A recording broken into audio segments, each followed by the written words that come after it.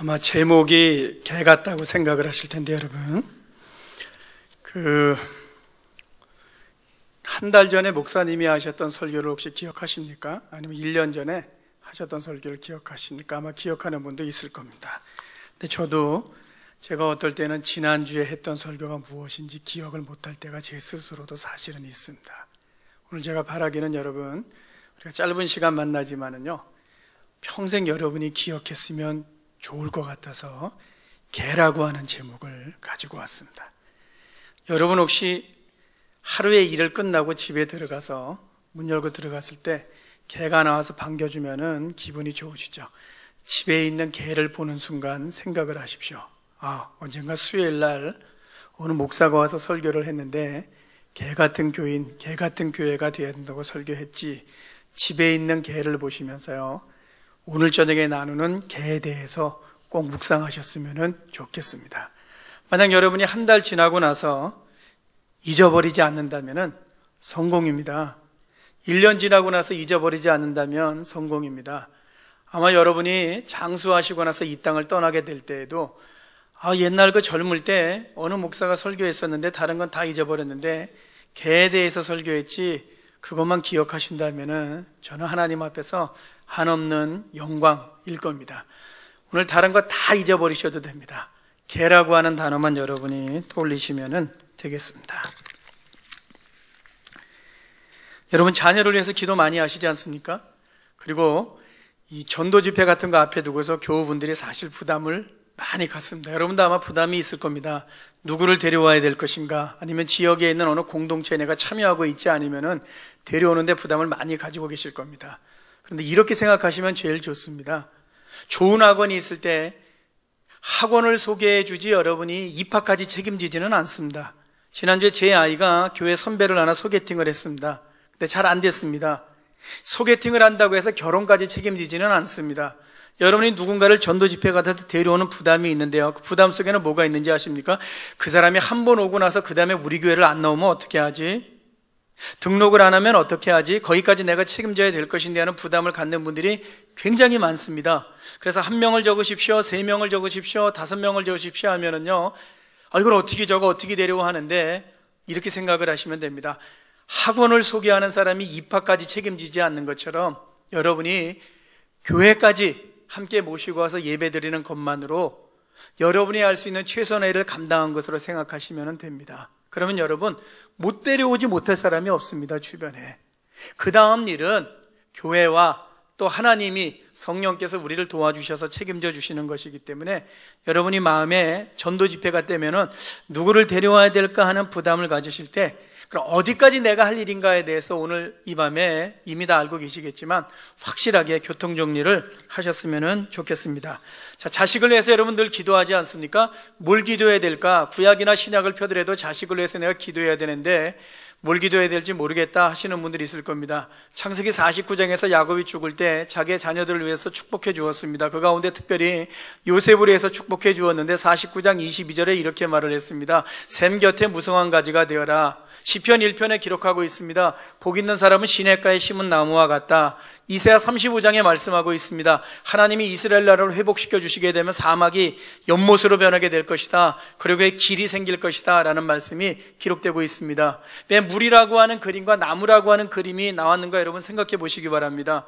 우리 주변을 돌아보면 모든 게 푸르르죠. 이스라엘 땅은 다 가보신 분은 아시면 푸르르지 않습니다. 이스라엘은 물도 많지 않습니다. 나무도 많지 않습니다. 소망입니다. 소망이라고 하는 것은요, 경험하지 못한 것이 소망입니다. 김광철 씨, 당신의 소원이 뭐예요? 라고 물어보면 그 소원은요, 내가 아직 경험하지 못한 겁니다. 내 손에 쥐어보지 않은 것이 소망입니다. 마찬가지입니다. 이스라엘 사람들에게 물이라고 하는 것과 나무라고 하는 그림을 사용했던 것은 뭐냐면요, 태어나면서 자랄 때까지요, 물과 나무를 실컷 보고 자라나는 것이 저들의 환경이 아니었기 때문에 없는 것이 꼭 있었으면 하는 바람이 있기 때문에 그렇게 기도하는 겁니다. 그래서 야곱도 요셉의 자손을 위해서 축복할 때 샘 곁에 무성한 가지가 되어라, 시냇가에 심은 나무가 되어라 라고 축복을 했습니다. 여러분도 자녀를 위해서 기도할 때 어떻게 기도해야 될까? 그렇게 기도하시면 됩니다. 또 성경을 보면 나무가 나오는데 이런 나무가 나오고 있습니다. 포도나무가 아주 많이 나오고 있습니다. 예수님도 포도나무에 대해서 아주 많이 말씀을 해주셨습니다.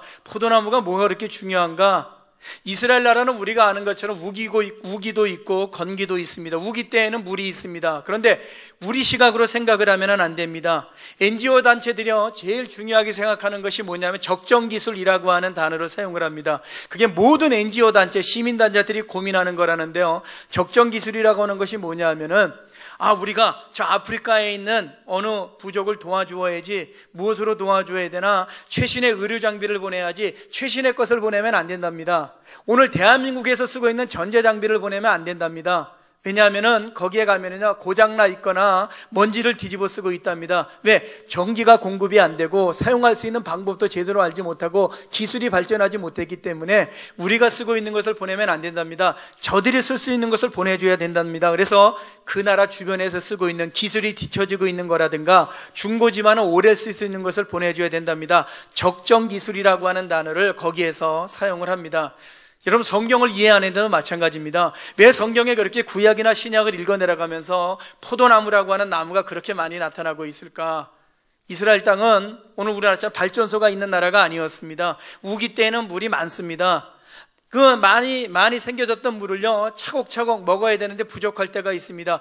건기가 오게 되면은요, 건기의 끝이 되면 먹을 물도 없습니다. 먹을 물이 없을 때 거두어들이는 게 뭐냐면 포도였습니다. 포도즙을 만들어 먹었습니다. 포도주를 만들어 먹었습니다. 술이 아니었습니다. 저들에게 포도주는 물이었습니다. 생명이기 때문에 저들에게 포도나무가 중요했습니다. 그러나 나라가 없어졌을 때 이스라엘 사람들이 기도했습니다. 뭐라고 기도했는지 아십니까? 이렇게 기도했습니다. 하나님, 포도나무의 은혜를 주십시오. 그럼 포도나무의 은혜를 왜 달라고 기도했는가?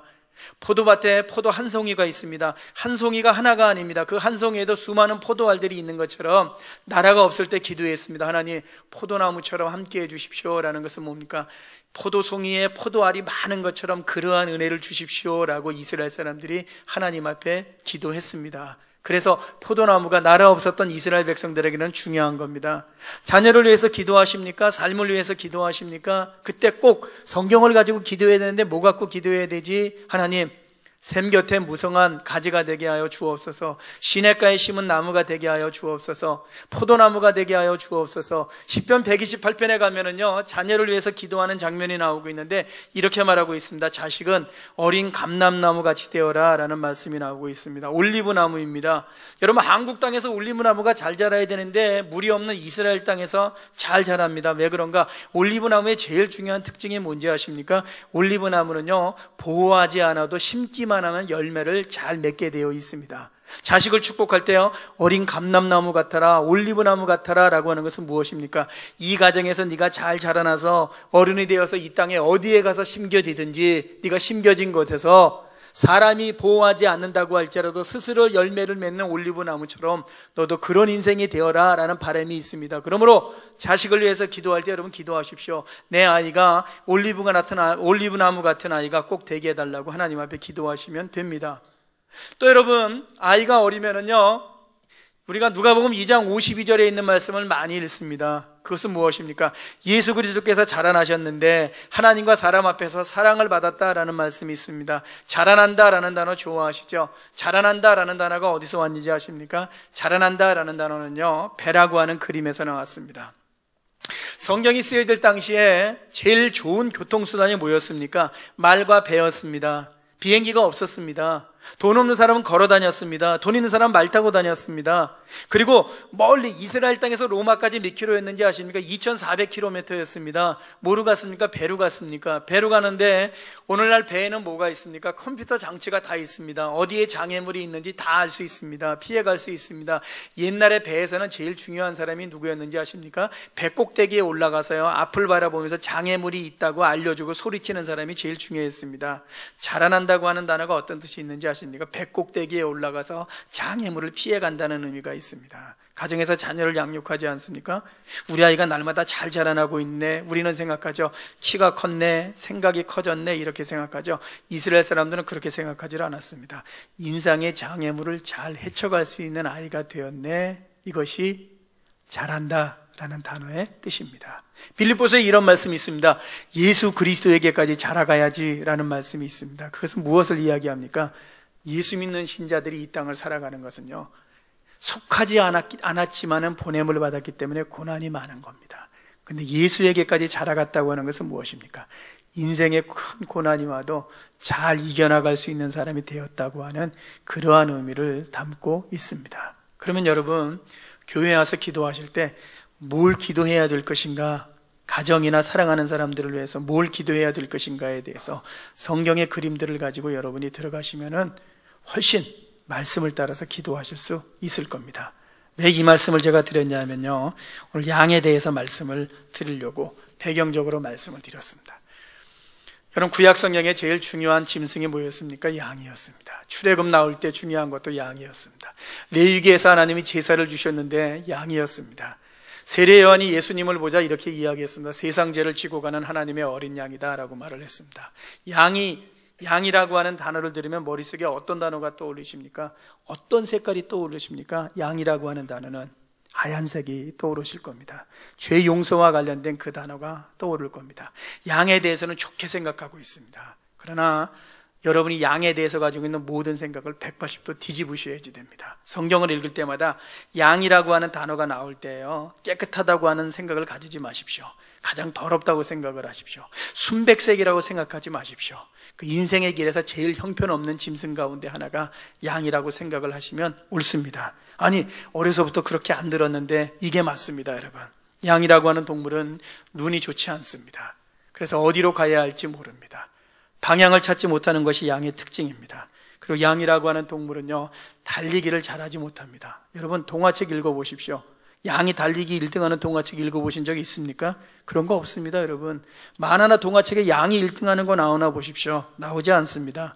양은요, 융통성이 없는 동물입니다. 그리고 양은요, 방향 감각이 없습니다. 성경에 보면 길 잃어버린 양 나오죠. 맞습니다. 그것이 양의 속성입니다. 양은 그렇게 살아가는 동물입니다. 정처 없이 갑니다. 향방 없이 갑니다. 절벽에서 떨어져 죽습니다. 자기가 어디로 가고 있는지 모릅니다. 양은 혼자의 힘으로 풀밭이나 시내를 찾지 못하는 동물이 양입니다. 여러분, 양은 훈련이 되지를 않습니다. 강아지는 훈련이 되죠. 심지어는 곰도 훈련이 되는데요, 양을 훈련시켰다, 이런 동화책 있나 한번 잘 보십시오. 애들 동화책 읽어주실 때 한번 잘 읽어보십시오. 거기 양이 나오는 그림이 얼마나 있나 한번 생각을 해보시기 바랍니다. 그래서 양은요, 절대로 훈련이 되는 동물이 아닙니다. 양은 깨끗하지, 짐승 가운데 제일 지저분한 짐승이 뭔지 압니까? 양입니다. 돌아다니는 고양이들 있죠? 그 고양이들보다 더 더러운 짐승이 양입니다. 돼지보다 더 악취가 나는 짐승이 양입니다. 그리고 목동이 물을 대주지 않으면요, 양은요, 아무거나 막 먹어버려서 바로 죽을 수 있는 동물이 양입니다. 양은요, 겁이 많은 동물입니다. 그래서 문제가 해결되지 않으면요, 잠자리에 들지를 못합니다. 그리고 양은 습기가 있는 곳에서 살아가는 동물이 아닙니다. 양은 건조한 곳에서 살아가는 동물입니다. 양에 대한 생각을 180도 뒤집으셔야 될 겁니다. 그러면 생각하십시오. 요한은 예수 그리스도를 봤을 때 이렇게 말해야 되는 거죠. 봐라, 사자와 같은 분이다. 봐라, 호랑이와 같은 분이다. 예수님을 향해서 그렇게 말해야 되는데 세상 죄를 지고 가는 하나님의 어린 양이다 라고 말을 했습니다. 왜요? 예수님이 누구신가에 대해서, 왜 그러한 자리에 오셨는가에 대해서 우리에게 말씀해 주시려고 하는 거죠. 낮은 자리로 오셨다가 비참하게 죽으셨습니다. 예수님이 높은 자리로 올라갔던 적은 거의 없습니다. 살아가는 삶의 자리에서 그 삶의 모습을 통해서 아주 형편없이 살아가셨던 삶의 모습들이 있습니다. 예수님은 잘 살지 못했습니다. 여기 앉아있는 우리보다 못 살았습니다. 세금 낼 돈이 없었습니다. 제자들에게 고기를 잡으라고 이야기했습니다. 입을 열어서 동전이 나왔습니다. 그 동전으로요, 세금을 바치라고 이야기했었습니다. 예수님은 부자가 아니었습니다. 하나님의 아들이었습니다. 천사들이 예수님을 이 땅에 간다고 했을 때 천사들이 얼마나 조마조마했겠습니까? 하늘에서. 그것도 어린아이로 태어납니다. 아무런 보호장치도 없습니다. 경호원도 없습니다. 당장 죽을 수도 있습니다. 하나님이 그러한 선택을 하셨습니다. 주님은 처음부터 끝까지 그렇게 살아가셨던 삶의 모습으로 일관됐습니다. 그러므로 예수님을 이야기할 때 양이라고 이야기하지만 그분은 하나님의 아들이었기 때문에 차마 그 입으로 양이라고 이야기를 하면 안 됩니다. 그런데 우리는 교회 안에서 많이 이야기하죠. 어린 양 대신 예수 그리스도, 어린 양 대신 예수 그리스도, 어린 양 대신 예수 그리스도가 죽으셨네라고 하는 것은 하얀색을 생각하면서 그 이야기를 쓰는데, 하얀색을 생각하면서 양이라고 하는 단어를 사용하면 안 되고요. 예수님이 그렇게 고귀한 분이고 하나님의 아들임에도 불구하고 그렇게 형편없는 짐승으로 오셨다고 하는 것을 표현해주는 가장 좋은 그림이 하나님이 생각하셨을 때 양이기 때문에 구약과 신약에서 양이라고 하는 단어를 사용해 주시는 거죠.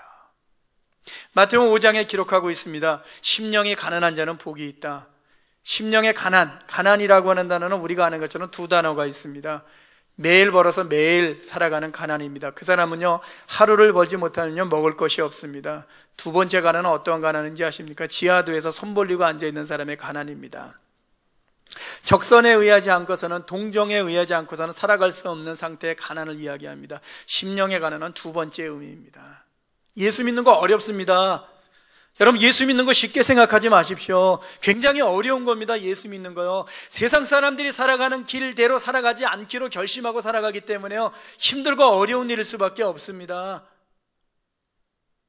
형통의 은혜를 우리에게 주시기도 하지만은요, 그 형통의 복을 가지고 이 땅을 살아가는 좁은 길로 가는 인생이라고 하는 것이 영적으로는요 아주 힘들고 어려운 길입니다. 그러므로 예수 믿는 모든 신자들은 하나님 앞에 설 때마다 그렇게 고백하는 겁니다. 하나님, 거지 같은 신자입니다 라고 고백을 하는 겁니다. 믿음은 부자지만 하나님 앞에서는요 거지 같은 신자인 겁니다. 왜요? 하나님의 도움이 아니고서는 한순간도 살아갈 수 없다고 고백하는 사람들이 예수 믿는 신자들이기 때문에, 그가 많은 것을 가지고 있다고 할지라도, 높은 자리를 차지하고 있다고 할지라도, 사람들이 그의 삶을 존중해 준다고 할지라도, 존경을 한 몸에 받고 있다고 할지라도, 성자라고 이야기할지라도, 그 사람 모두가 다 하나님 앞에서는, 하나님, 나는 정말 거지 같은 인간입니다, 아무것도 아닙니다.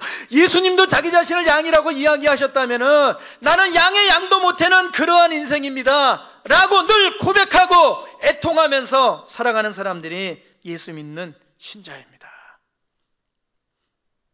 이 교회에서 여러분이 어떠한 직분을 맡고 계십니까? 여러분이 어떠한 포지션에 있습니까? 이 교회가 맨 처음 세우실 때 여러분 헌신하셨을 겁니다. 희생하셨을 겁니다. 정말 그 시절을 생각하면서 추억하실 겁니다. 여러분이 있어야 될 자리는 어디입니까? 예배 시간에 앉는 자리 빼놓고서는 이 교회 안에 내 자리가 없다고 생각해야지만이 제대로 된 신자입니다. 왜? 거지 같은 신자는 자리가 없습니다. 내 자리가 여기여야 돼, 앞이어야 돼, 이 자리여야 돼, 완장이어야 돼. 그것은 성경이 이야기하는 신자의 모습이 아닙니다. 목사가 이렇게 이야기하면서 목사도 그렇게 살아가기가 굉장히 어렵습니다. 시간이 지나갈 때마다 대접을 받는 위치에 있게 되어 있고요, 맨 앞에 쓰게 되어 있고요, 좋은 자리에 앉게 되어 있는 모습들이 많기 때문에요, 말씀대로 살아간다고 하는 것이 저도 여간 어렵고 힘든 일이 아닙니다. 우리 모두도 다 마찬가지일 겁니다.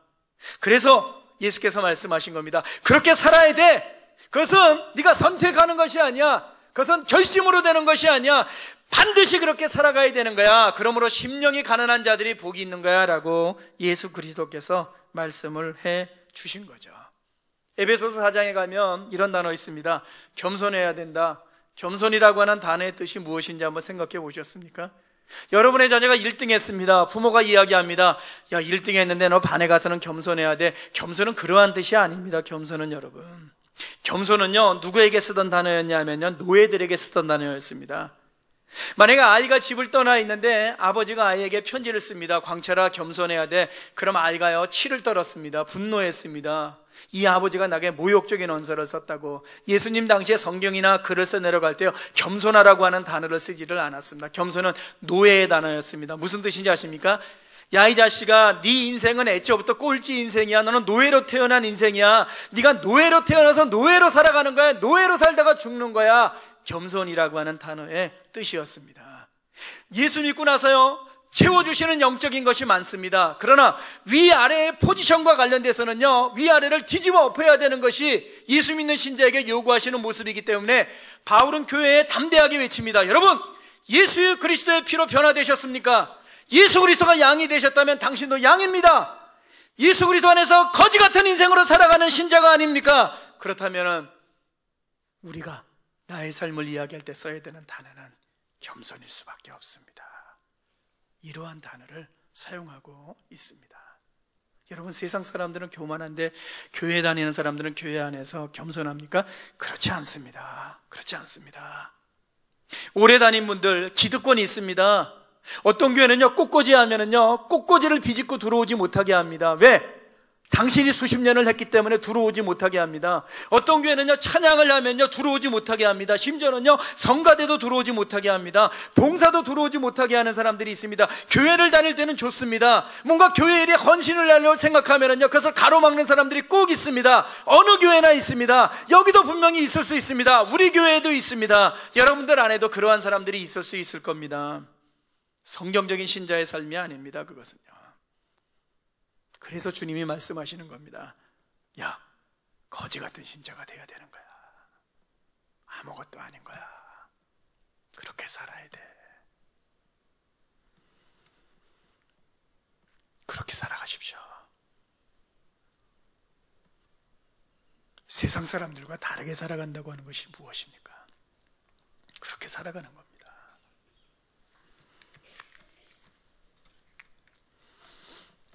목동에 대해서 말씀을 드리겠습니다. 이스라엘 나라는요, 길과 하천이 구분되어 있지 않습니다. 평소에는 길이었습니다. 비가 왔습니다. 물이 흘러가네. 그게 하천이었습니다. 예수께서 말씀하셨습니다. 잘 보십시오. 요한복음 14장 6절, 내가 곧 길이요 진리요 생명이니. 앞에 단어가 두 단어가 다르죠. 진리요 생명이니는 이해할 수 있는데 내가 곧 길이다 라고 말씀하셨습니다. 신자는 누구입니까?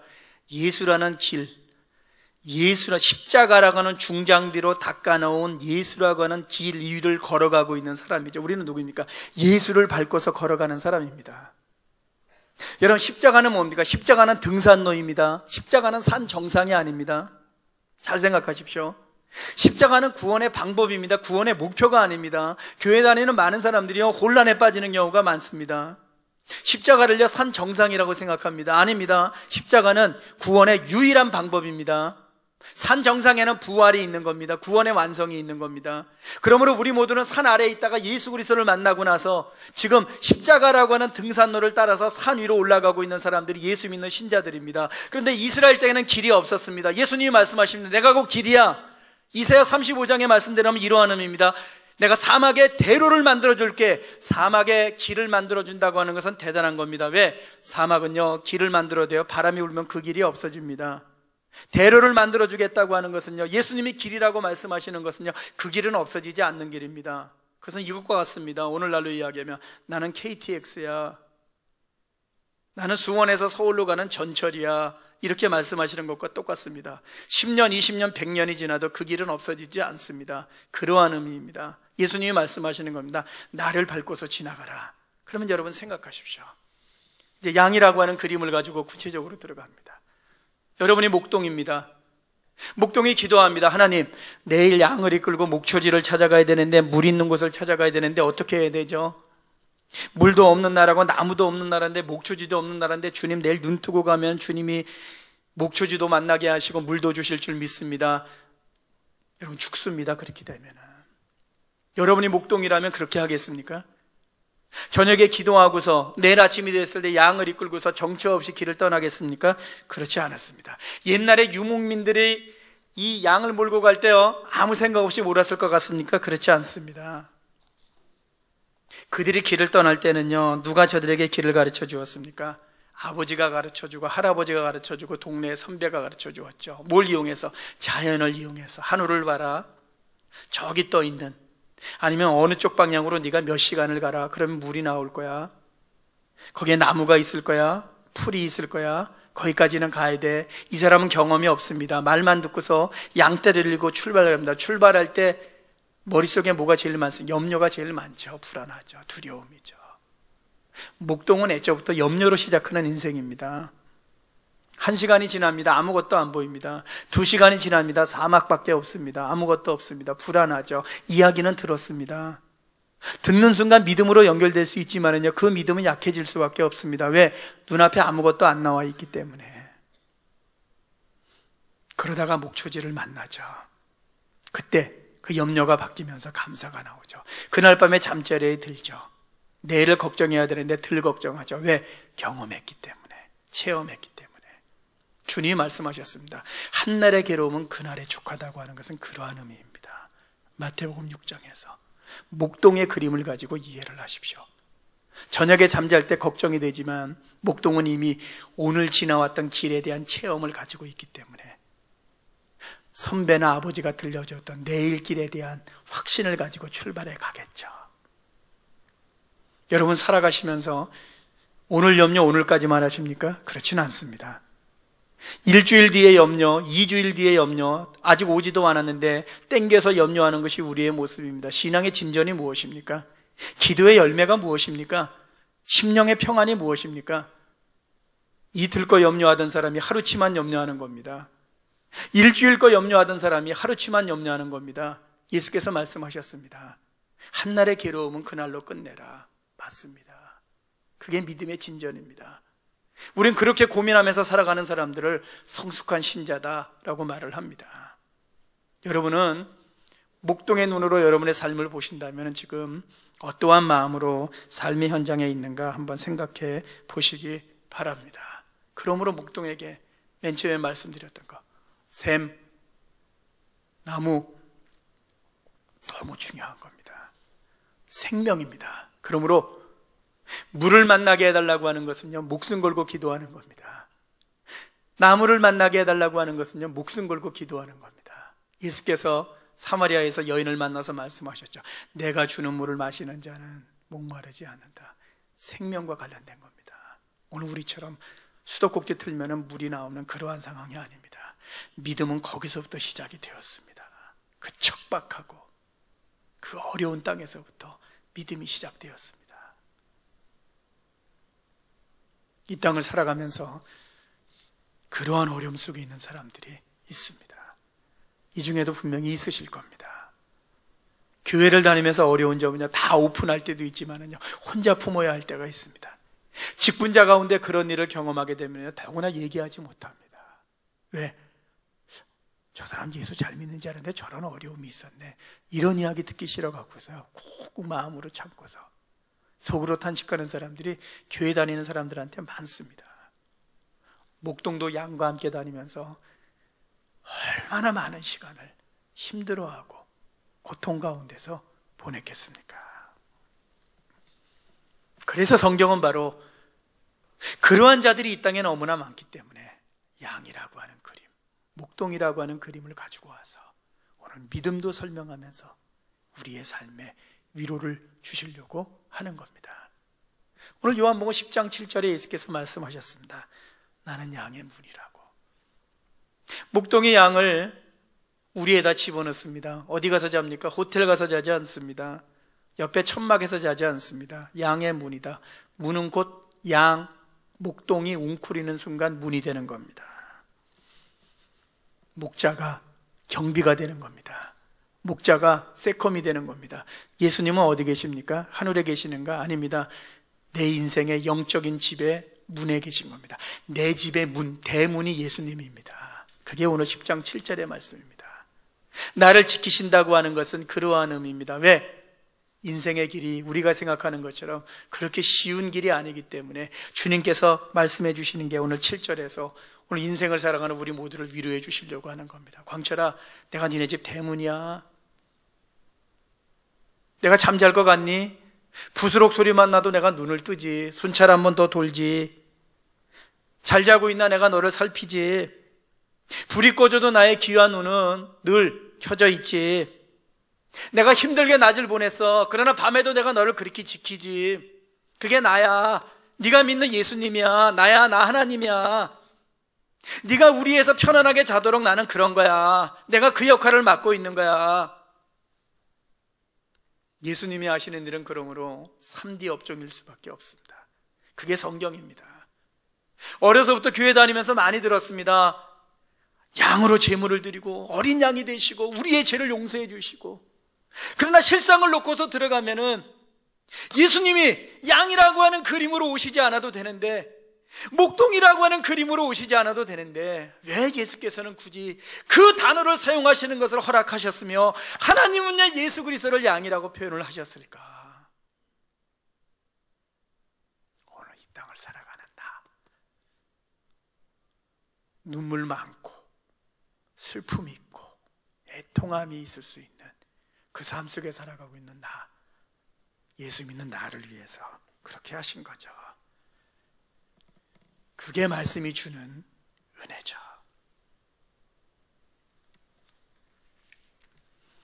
여러분은 목자입니까? 양입니까? 대답은 이겁니다, 여러분. 교회 안에는 영적으로 이야기하면요, 교회 안에는 목자가 없습니다. 왜요? 우리의 목자는 예수 그리스도입니다.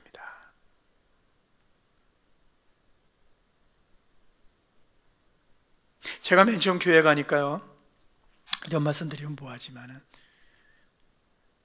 제 방 앞에 목양실이라고 써 있었습니다. 저도 그거 반대하진 않습니다. 제가 어느 날 담임 목사실로 바꿨습니다.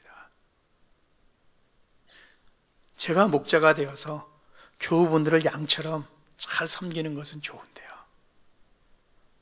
잘못하면 내가 예수님의 자리를 차지할 수도 있겠구나 하는 생각이 들더라고요. 전 반대하지 않습니다. 목양실이라고 하는 거 반대하지 않습니다. 담임 목사실로 바꾸고 나니까 조금은 편해졌습니다. 목사가 여러분을 양육합니다. 아닙니다. 주님이 하시는 거죠. 우리 모두는 다 압니다. 양입니다. 장로님들도 양입니다. 권사님들도 양입니다.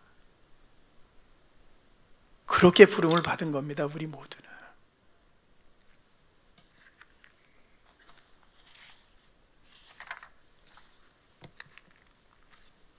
이게 성경입니다.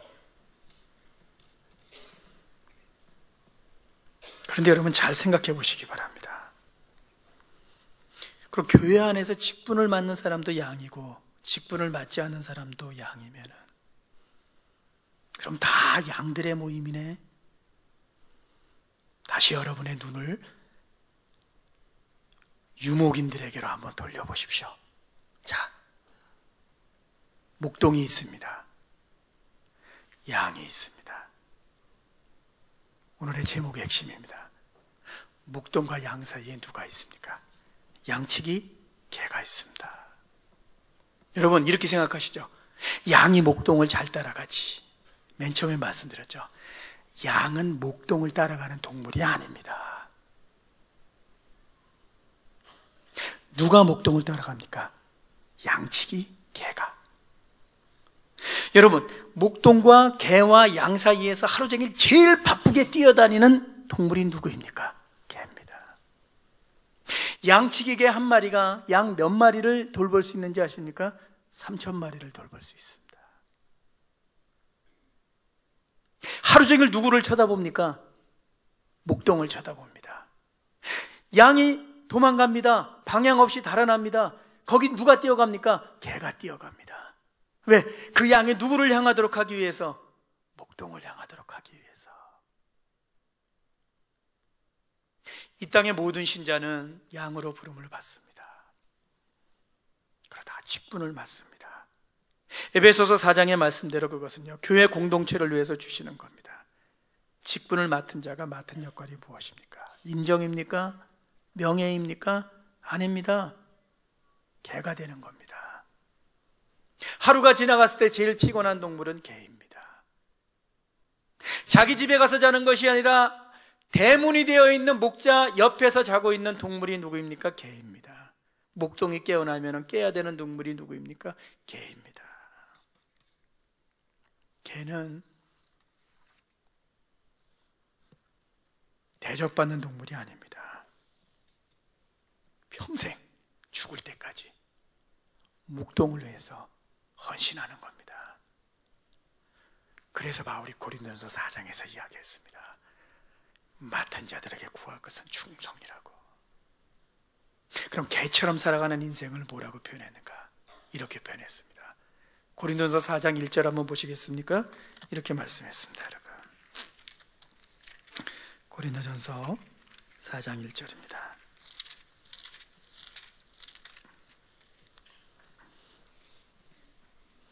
(267페이지에) 있습니다.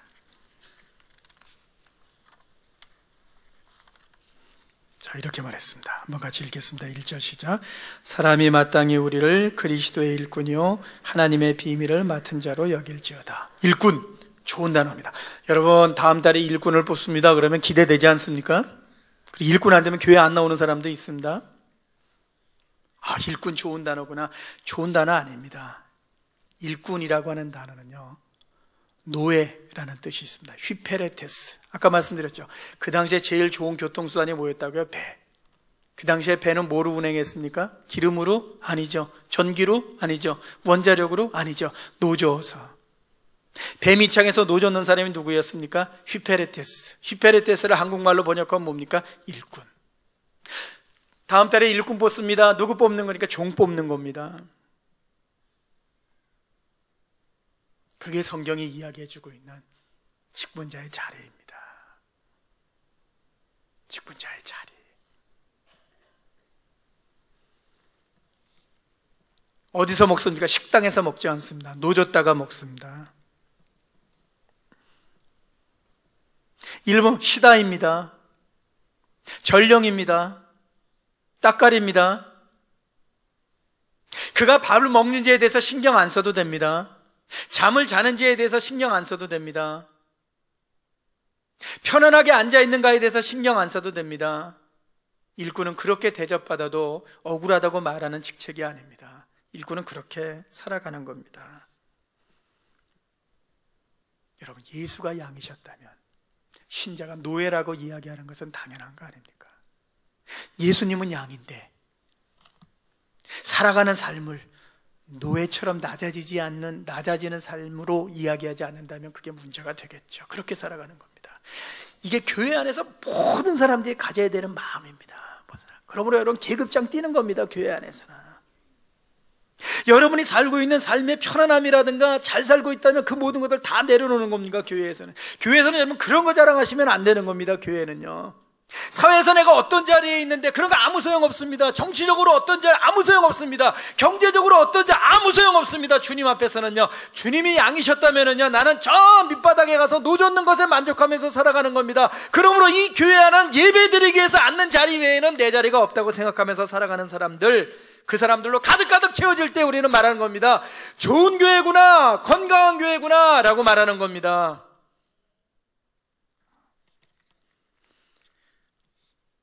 우리나라나 외국의 호텔에 가면은요, 버틀러라고 하는 제도가 있다고 그러죠. 집사 제도가 있답니다. 그 버틀러들은요, 외국말도 잘하는 사람들입니다. 많이 배운 사람들입니다. 호텔에 묵고 있는 사람들보다 어쩌면은요, 더 많은 달란트를 가지고 있는 사람들입니다. 버틀러들이 하는 게 무엇입니까? 24시간 동안요, 대기하는 겁니다. 양복 입고, 양장 이쁘게 입고서. 왜? 호텔에 투숙한 사람이 커피 좀 갖다 주세요? 갖다 줍니다. 뭐 좀 사다 주세요? 갖다 줍니다. 몇 시간 동안? 8시간 근무하는 거 아닙니다. 24시간 동안 근무합니다. 그게 전 세계적으로 유행하고 있답니다. 능력이 있습니다. 머슴처럼 살아갑니다. 벨만 누르면 무엇이든지 해줍니다. 왕처럼 대우해 줍니다. 종이 아닌데 종처럼, 머슴이 아닌데 머슴처럼 살아가는 사람들이 있습니다. 우리 모두 다 그렇게 부르심을 받았죠. 그걸 한 단어로 표현하면 뭐라고요? 개. 그래서 개 같은 교인이 되어야 되는 겁니다. 개가 되십시오. 매일 아침 집에 들어갈 때 우리 집에 있는 개를 쳐다보면서 개, 장로님들 개, 권사님들 개, 목사인 저도 개로 살아가는 겁니다. 마지막으로 여러분, 고린도전서 9장에 있는 말씀 같이 보시겠습니다. 그럼 그렇게 살아가는 사람은 어떻게 살아야 되나?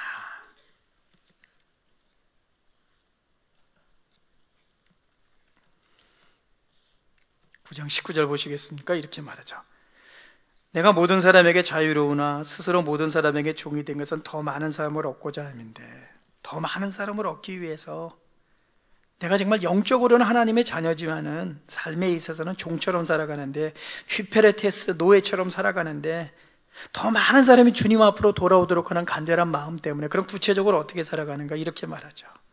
20절, 유대인들에게는 유대인처럼, 율법 아래 있는 자들에게는 율법 아래 있는 자처럼, 21절, 율법 없는 자에게는 율법 없는 자처럼. 22절, 약한 자들에게는 약한 자처럼. 왜? 몇 사람이라도 주님 앞으로 돌아왔으면 하는 간절함 때문에 내가 그렇게 살아가지. 이 구절을 쉽게 표현하는 뭡니까? 간슬게 다 빼주면서 살아가는 거지. 그겁니다. 누가 보면 말하겠죠. 줏대 없는 인생이죠.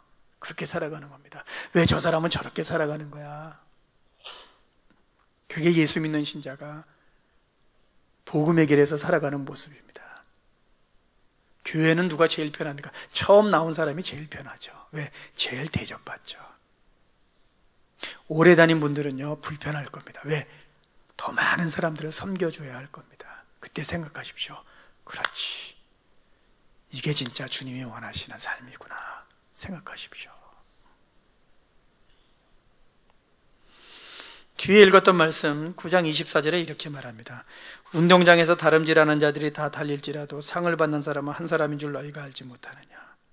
상을 받도록 이와 같이 다름질하라. 이 말씀 어떻게 이해하십니까? 우리 교구가 1등 해야지 체육대회 하는데 영적인 싸움에서도 1등 해야지. 맞습니다. 그 말씀 아닙니다. 이 말씀에서 중요한 것은요, 누가 1등으로 들어왔느냐가 아닙니다. 이 말씀은요, 누구와 함께 들어왔느냐 하는 1등입니다. 시간의 싸움이 아닙니다. 이 말씀의 의미는요. 내가 저 사람을 제끼고 1등 했지, 금메달 땄지, 이게 아닙니다. 내 옆에 율법 아래 있는 자, 약한 자, 어려운 자, 힘든 자, 가난한 자, 낙심한 자, 실망한 자, 애통하는 자, 저들과 함께 마치 체육대회 때 발을 묶고서 달려가는 것처럼 그렇게 누가 더 많이 달려가고 있는가 하는 것으로 1등을 보는 것이지, 먼저 들어온 사람의 1등을 이야기하는 것이 아닙니다. 어느 지휘자가 있었습니다. 가난한 사람이었습니다. 옷이 없었습니다. 아주 오래된 옷을 입고 있었습니다. 지휘를 합니다. 양복이 찢어졌습니다. 사람들이 웃었습니다. 양복 벗고서 지휘를 했습니다. 하얀 와이셔츠 입고 지휘를 했습니다. 지휘가 끝났습니다. 뒤를 돌아보고 인사했습니다. 그때 관객 모두가 다 양복을 벗고서 남자들은 하얀 와이셔츠를 입은 채로 그 연주를 듣고 있었습니다. 이겁니다. 눈높이를 낮추는 겁니다. 그 사람의 입장에서 생각하는 겁니다. 내 입장에서 생각하는 것이 아닙니다.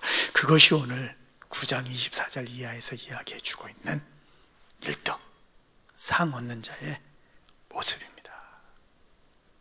그러면 여러분 성경 말씀 읽으시면서 은혜도 많이 받으시지만 생활과 관련돼서는 성경은 뭡니까? 모든 것을 낮은 곳에서 시작하죠. 그러므로 교회 안에 제일 높임을 받는 사람은 누구입니까? 지난주에 등록하신 분이죠.